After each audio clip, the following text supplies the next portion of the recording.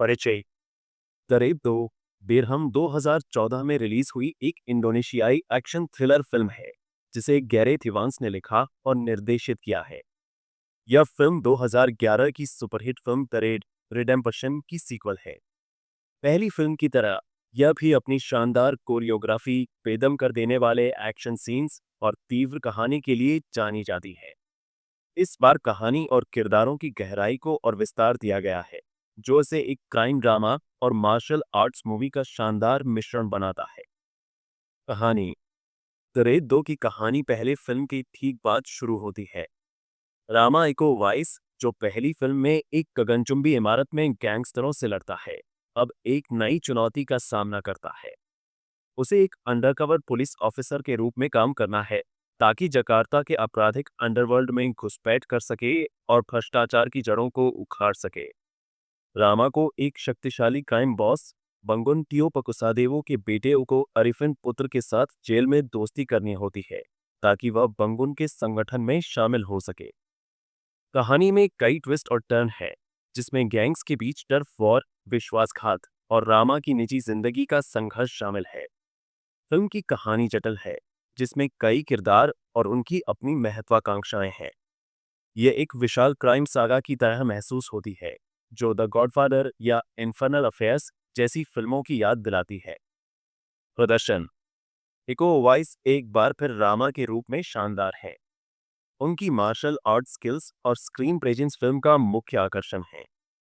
वह एक साधारण इंसान की भावनाओं को भी बखूबी दर्शाते हैं, जो अपने परिवार और कर्तव्य के बीच फंसा हुआ है।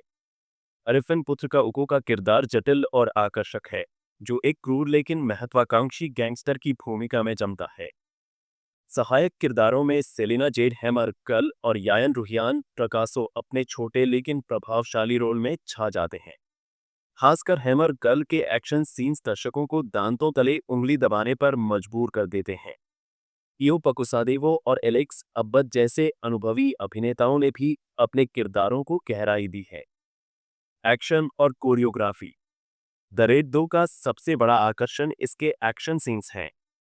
गैरेथ इवांस और उनके कोरियोग्राफरों ने सिलाट इंडोनेशियाई मार्शल आर्ट को इस तरह पेश किया है कि हर लड़ाई का दृश्य एक नृत्य की तरह लगता है। जेल में कीचड़ भरी लड़ाई, कार चेज और अंतिम रसोई का फाइट सीन कुछ ऐसे क्षण हैं जो एक्शन सिनेमा के इतिहास में हमेशा याद किए जाएंगे। फिल्म में हिंसा का स्तर काफी ऊंचा है, जो कुछ दर्शकों के लिए परेशान करने वाला हो सकता है। लेकिन यह हिंसा कहानी का हिस्सा है और इसे बेवजह नहीं दिखाया गया।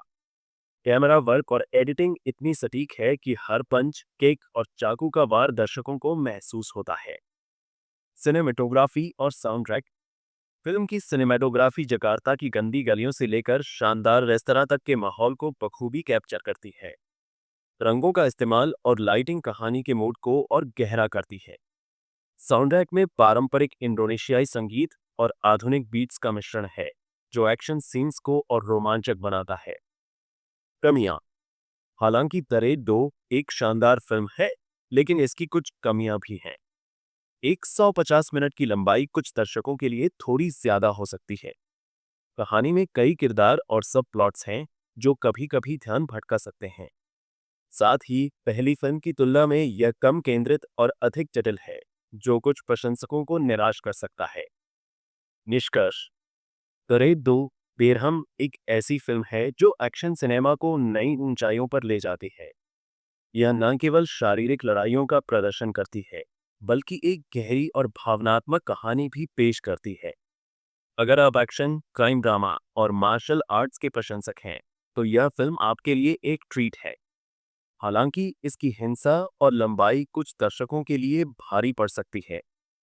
रेटिंग 8.5/10